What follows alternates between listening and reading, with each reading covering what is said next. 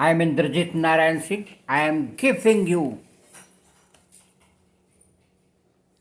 this statement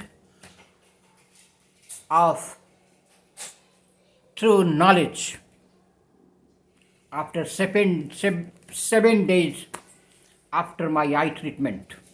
Thank you. Cup syrup death in Uzbekistan. Union Health Minister Mansukh mandavya on Thursday announced that further action against American biotech would be initiated as appropriate based on the inspection report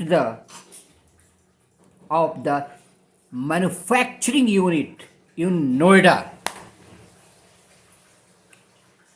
Even as the company representative said that the production of the drug that are linked with death of 18 children in Uzbekistan has been halted for now.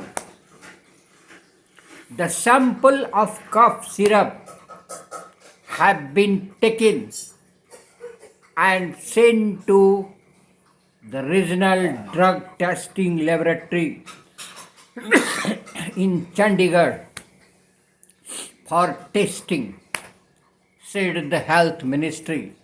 Please like and subscribe my channel. Thank you.